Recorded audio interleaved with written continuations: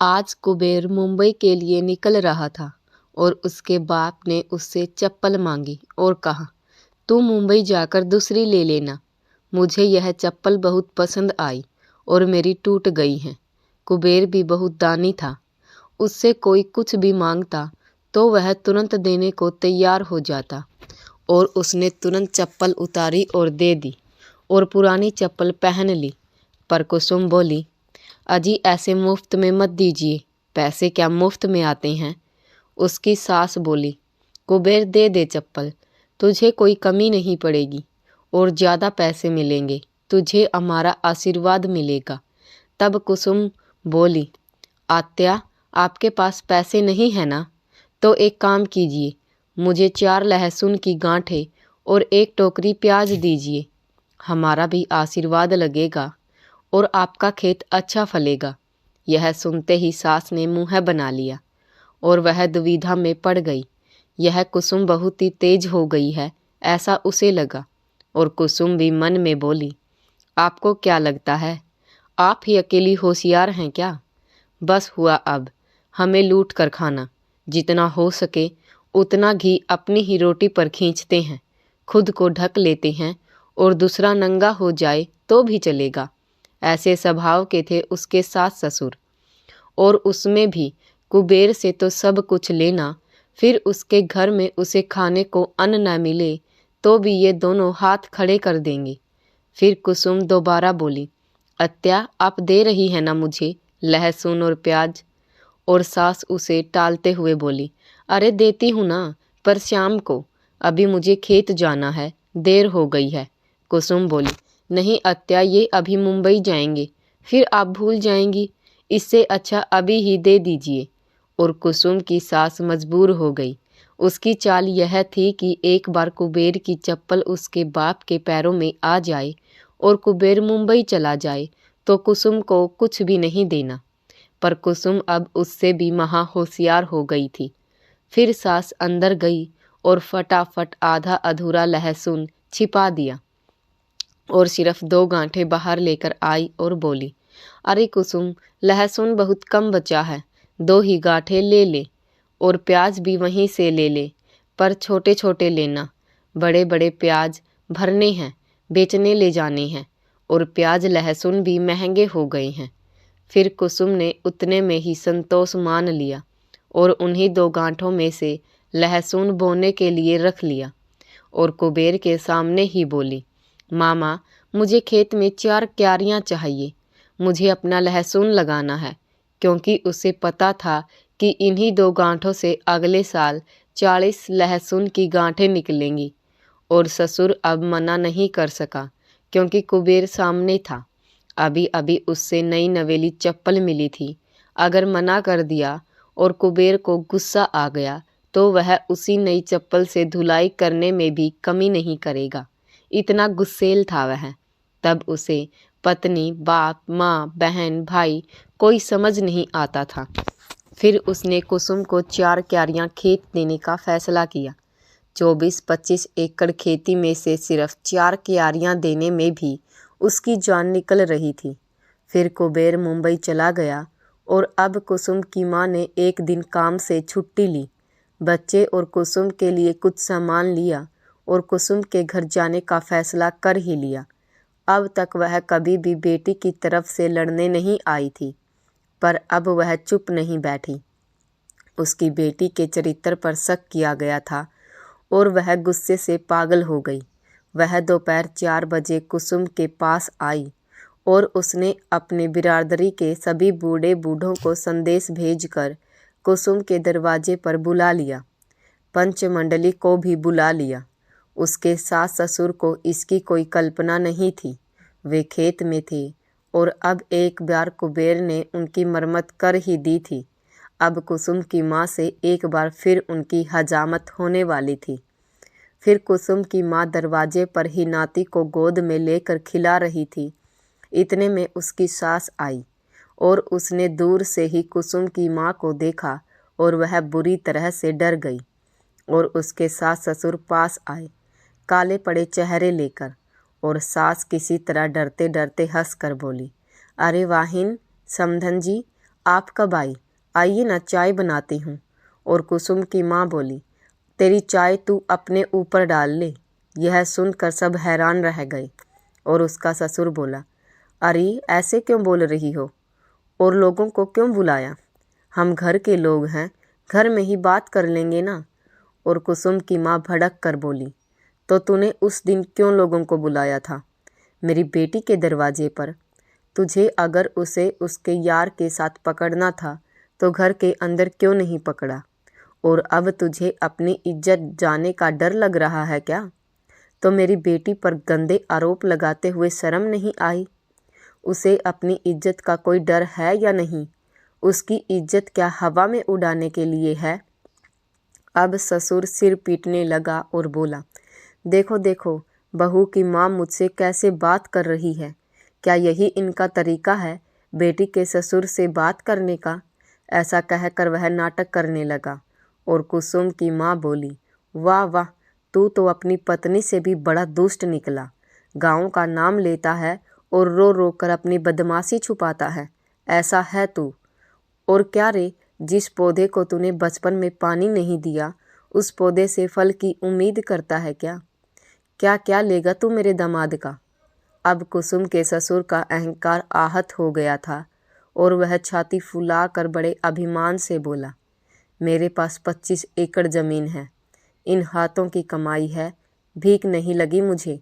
तुम्हारी तरह हम रोज़ दूसरों के खेतों में काम करने नहीं जाते। तब कुसुम की माँ बोली, हमें काम किए बिना खाने को अन्न नहीं मिलता। हम तुम्हारी तरह 25 एकड़ के जमींदार नहीं हैं। तू इतना जमींदार है, फिर भी मन से बहुत नीच है। पर हम हाथ पर पेट भरते हैं, फिर भी मन से बहुत बड़े हैं और इज्जतदार हैं। तेरी समधन बनकर मैं कितनी बार तेरे दरवाजे पर आई, पर तूने मेरी हाथ की चूड़ी तक नहीं तोड़ी या एक उंगली बराबर कपड़ा तक नहीं दिया। पर यह औरत मेरी बेटी की सौतेली सास होकर भी मैंने हर बार इसकी गोद नारियल और साड़ी के टुकड़े से भरी है। तू दरवाजे पर आया तो तेरा मान रखा है, पर तूने 1% भी उसका बदला नहीं चुकाया। तो अपनी 25 एकड़ को आग लगा और सेंकता बैठ। और क्या रे, यह छोटा बच्चा, वह भी तेरा नाती ही है ना? जिद करके कुबेर से पैसे चीज़ें लेते समय बेटा दिखता है, तो उसी बेटे की पत्नी और बच्चे तुझे नहीं दिखते? तूने इतने छोटे बच्चे को मिर्च खिलाई, उसकी जगह कोई गोली दे दी होती तो अच्छा होता। और ससुर फिर झूठ बोलते हुए बोला, मैं उसे मिर्च नहीं खिला रहा था, और अगर खिला भी रहा था तो उसे मिर्च की आदत होनी चाहिए ना, इसलिए खिलाई मैंने। तब कुसुम की माँ सबको संबोधित करते हुए बोली, सुनो सब लोग, इतने छोटे बच्चे को तू मिर्च की आदत लगाता है, तो अब तेरी बेटी को भी बच्चा होगा, तेरे दूसरे बेटे को भी बच्चा होगा। उनके बच्चों को मिर्च खिलाएगा क्या? वह भी इतनी छोटी उम्र में। वह हम देखेंगे ही। तू भी यही है और हम भी यही हैं। और तुरंत सास बोली, समधन जी, मेरी बेटी का नाम नहीं लेना।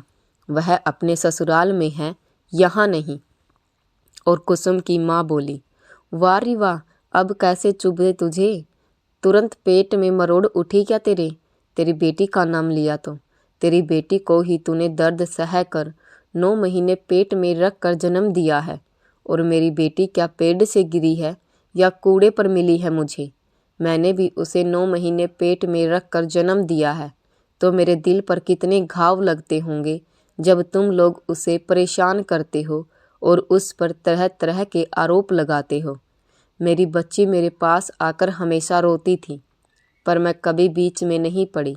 हमेशा कहा कि मैं मेहमान हूँ, तुम लोग अपना देखो। तो तुम लोग ने तो नरम समझकर कोहनी से खाना शुरू कर दिया। तुम्हें क्या लगा उसके आगे पीछे देखने वाला कोई नहीं है? वह अनाथ है क्या? तुम मेरे दामाद से हर चीज़ बार बार लेते थे, शादी के पैसे भी वसूल लिए। अब तू अपने छोटे बेटे से भी उसकी शादी के पैसे वसूल करना। देखती हूँ लेता है क्या। और यह सब सुनकर ससुर हिल गया। पर कुसुम की माँ की बातें अभी ख़त्म नहीं हुई थी। अब से पहले भी कुसुम की माँ उसके सास ससुर की पूरी बस्ती के सामने अच्छी तरह से खबर ले रही थी और वह आगे बोली, सारे कनेक्शन तूने मेरे दामाद के भरोसे पर लिए हैं। एक मामूली चप्पल तक मुझे नसीब नहीं होती, उसी की ले ली। इतनी भीख लगी है क्या तुझे? यह सुनते ही छाती पीटते हुए जैसे नीचे आग लग गई हो, ससुर बोला, वह मेरा बेटा है, मैं कुछ भी करूं। तेरी बेटी ने तुरंत तुझे सब बता दिया क्या? और हम बाप बेटे के बीच में तू मत पड़। अब तो कुसुम की माँ ने तालियां बजाई और बोली, देखो देखो कैसे बोलता है, रंग बदलने वाला गिरगिट। तो जब वह जला था, उसका हाथ टूटा था, उसका एक्सीडेंट हुआ था, तब उसे अस्पताल में छोड़कर आते हुए तुझे शर्म नहीं आई? तब क्यों नहीं कहा कि वह मेरा बेटा है? तब तो तू उसकी शिकायतें मुझसे कर रहा था, उसकी बुराइयां करते हुए बिल्कुल नहीं थकता था। तो तब मुझे बीच में क्यों ले रहा था? और अब मेरा बीच में आना तुझे नहीं चल रहा क्या? मतलब तू अपनी सुविधा के हिसाब से व्यवहार करता है। कुसुम की माँ अब शुरू से सारा हिसाब बराबर कर रही थी और अब उसके सास ससुर को यही समझ नहीं आ रहा था कि उसे 10-12 साल पुरानी इतनी सारी बातें कैसे याद हैं और उसकी बिरादरी का एक भी व्यक्ति उसकी तरफ से नहीं बोल रहा था, क्योंकि सबको पता चल गया था कि वह किसी की तरफदारी के लायक नहीं है। फिर कुसुम की माँ बोली, अरे नई नवेली चप्पल उसके पैरों से उतार ली, फिर भी उसने बड़े मन से हंसते हंसते तुझे दे दी और वह पुरानी चप्पल पहनकर चला गया। पर याद कर, एक बार क्या किया था तूने? अपनी इस नखरेबाज पत्नी के कहने पर उसके पीछे चाबुक लेकर भागा था और वह बच्चा यहाँ से भागा तो सीधे डर के मारे अपनी जान बचाता हुआ हमारे घर आया। 5-6 घंटे वह डर के मारे भाग रहा था, वह भी बिना चप्पल के। तब उसके पैरों में 30-40 कांटे चुभ गए थे और जब घर आया तो भाग भाग कर उसकी पिंडलियां 3 दिन तक दुख रही थी। पता है क्या? मैंने पूछा कि इतना भाग कर क्यों आया और किसके साथ आया? तो वह बोला, मामी मुझे बचाओ, बाप चाबुक लेकर पीछे पड़ा है, वह मुझे जान से मार देगा। अब यह बोलते बोलते कुसुम की माँ की आंखों में पानी आ गया था। हुआ यह था कि तब कुबेर छोटा था, 8 साल का, और उससे उसका छोटा भाई गिर गया था। कुबेर ने लाड प्यार में उसे उठाया था, पर उसका वजन संभाल नहीं पाया और वह गिर गया।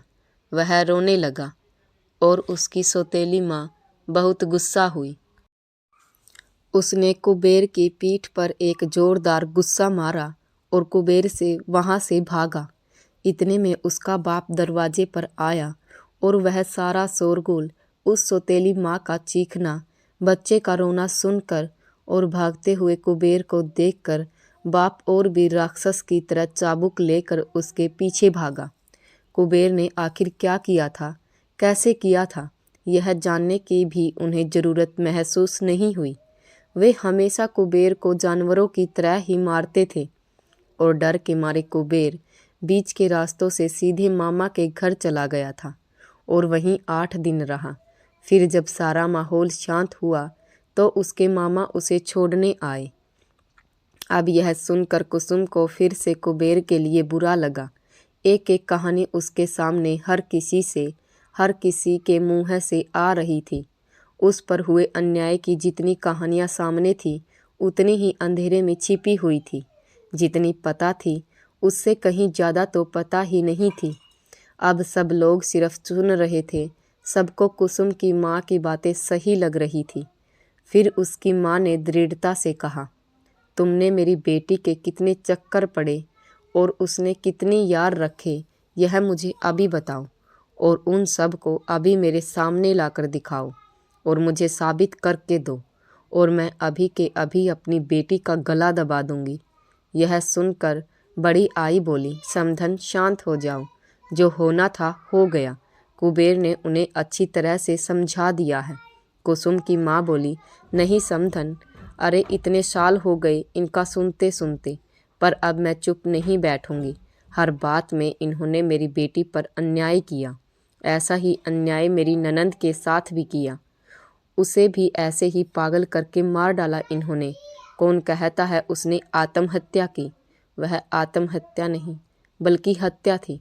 सबने उसे पागल करार दिया, टॉर्चर किया और वह मानसिक दबाव में आकर सब कुछ सहन न कर पाने के कारण उसने आत्महत्या कर ली। तो यह हत्या हुई ना। उस समय मैं कुछ नहीं बोली, शांत बैठी रही। पर अब तुम वही खेल मेरी बेटी के साथ खेल रहे हो। तुम मेरी बेटी का घर बसने दोगे या नहीं? उसके घर का सत्यानाश करना है क्या तुम्हें? कल अगर मेरी बेटी ने टेंशन में कुछ कर लिया तो मैं तुम्हें छोड़ूंगी नहीं। तुम दोनों को चक्की पीसने भेजूंगी। और अब यह सुनकर कुसुम के सास ससुर बहुत डरने लगे। फिर कुसुम की माँ और आगे बोली, जब उन दोनों पति पत्नी की नहीं बनती थी तब इतने दिन उन पति पत्नी को मैंने संभाला। कुछ भी होता तो वह तुम्हारा बेटा होकर भी तुम उसकी शिकायतें मुझसे करते थे। ऐसा कहीं बाप होता है क्या? ऐसा कहीं बाप होता है क्या? उस पर संस्कार करने की जिम्मेदारी किसकी थी, तुम्हारी या मेरी? पर तूने तो सारी जिम्मेदारी झटक दी, नई पत्नी कर ली और उसके पीछे भोरे की तरह घूमने लगा। तब क्या कहा था कि कुबेर के लिए माँ चाहिए, इसलिए शादी कर रहा हूँ। पर क्या यह उसकी माँ बनी? इसके 2 बच्चे हुए और इसने भी उस पर अत्याचार करना शुरू कर दिया। फिर भी हम चुप रहे, जैसे तैसे उसे सहारा मिले, इसलिए मैंने बेटी दे दी। तू ही मेरे दरवाजे पर आया था ना मेरी बेटी का हाथ मांगने, और अब लोगों को इकट्ठा करके उसकी इज्जत के धज्जे उड़ा रहे हो। अब सब शांत बैठकर सुन रहे थे, किसी के पास बोलने के लिए कुछ नहीं था। अब कुसुम की माँ की बातें एकदम वकील जैसी थी। वह बिल्कुल पॉइंट टू पॉइंट पकड़ कर बोलती थी और सामने वाले को घेर लेती थी, इसलिए कोई उससे उलझता नहीं था। फिर कुसुम की माँ बोली, तुमने हर मामले में मेरी बेटी और दामाद पर अन्याय किया है, और ज़मीन भी सारी हड़प लोगे क्या? अब कुछ नहीं, मेरी बेटी को उसके हिस्से की ज़मीन अभी के अभी बांट कर देनी होगी, मतलब देनी होगी। यह सुनकर कुसुम चौंक गई और कुसुम की माँ ने बिना साबुन, बिना पानी और बिना उस्तरे के जो हजामत की थी, उससे उसके ससुर का जो काला चेहरा था वह और भी काला पड़ गया था। अगली कहानी के लिए कल तक का वेट कीजिए। कहानी अच्छी लगी हो तो वीडियो को लाइक कर दीजिए और हमारे चैनल को ज़रूर सब्सक्राइब करिए और एक प्यारा सा कमेंट ज़रूर छोड़ कर जाएं।